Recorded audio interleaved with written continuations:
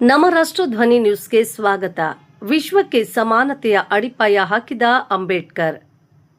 ಅಂಬೇಡ್ಕರ್ ಅವರು ಹಾಕಿಕೊಟ್ಟ ಮಾರ್ಗಗಳನ್ನು ನಾವೆಲ್ಲರೂ ಅನುಸರಿಸಬೇಕು, ಜೊತೆಗೆ ಮುಂದಿನ ಪೀಳಿಗೆಗೂ ಪರಿಚಯಿಸಬೇಕು. ಅವರ ವಿಚಾರಧಾರೆಯನ್ನ ಅರ್ಥೈಸಿಕೊಂಡು ಮೆಲುಕು ಹಾಕುವಂತಾಗಬೇಕು ಎಂದು ಅಣ್ಣೇಶ್ವರ ಪಿಡಿಒ ಗಂಗರಾಜು ತಿಳಿಸಿದರು.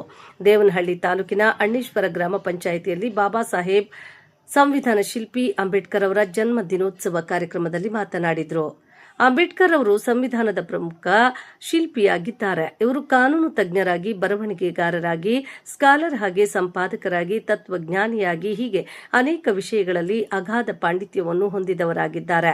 ಅಂಬೇಡ್ಕರ್ ಅವರು ತಮ್ಮದೇ ಆದಂತಹ ಅನುಭವವನ್ನ ಹೊಂದಿದ್ರು. ಸುಮಾರು 50,000 ಪುಸ್ತಕದ ಭಂಡಾರವನ್ನ ಹೊಂದಿದ್ದ ಪ್ರಪಂಚದ ಏಕೈಕ ವ್ಯಕ್ತಿಯಾಗಿದ್ದಾರೆ.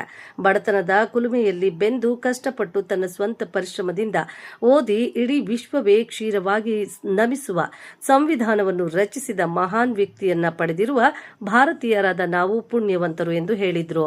ಈ ವೇಳೆಯಲ್ಲಿ ಅಣ್ಣೇಶ್ವರ ಗ್ರಾಮ ಪಂಚಾಯಿತಿ ಮಾಜಿ ಅಧ್ಯಕ್ಷೆ ಉಮಾ ಮುನ್ರಾಜು, ಉಪಾಧ್ಯಕ್ಷ ಮುನ್ರಾಜಪ್ಪ, ಸದಸ್ಯರಾದ ಚಂದ್ರಶೇಖರ್, ವೆಂಕಟೇಶ್ ಹಾಗೂ ಅಣ್ಣೇಶ್ವರ ಗ್ರಾಮ ಪಂಚಾಯಿತಿ ಸಿಬ್ಬಂದಿ ವರ್ಗ ಇದ್ದರು. ದೇವನಹಳ್ಳಿ ತಾಲೂಕಿನ ಅಣ್ಣೇಶ್ವರ ಗ್ರಾಮ ಪಂಚಾಯಿತಿಯಲ್ಲಿ ಬಾಬಾ ಸಾಹೇಬ್ ಸಂವಿಧಾನ ಶಿಲ್ಪಿ ಅಂಬೇಡ್ಕರ್ ಅವರ ಜನ್ಮ ದಿನೋತ್ಸವ ಕಾರ್ಯಕ್ರಮದಲ್ಲಿ ಅಂಬೇಡ್ಕರ್ ಅವರ ಭಾವಚಿತ್ರಕ್ಕೆ ಪುಷ್ಪ ನಮನ ಸಲ್ಲಿಸಿದರು. ವರದಿ ಮಂಜುನಾಥ್ ಡಿ. ಎಂ. ದೇವನಹಳ್ಳಿ. ಕ್ಷಣ ಕ್ಷಣ ಸುದ್ದಿಗಾಗಿ ವೀಕ್ಷಿಸಿ ನಮ್ಮ ರಾಷ್ಟ್ರಧ್ವನಿ ನ್ಯೂಸ್ ಕನ್ನಡ.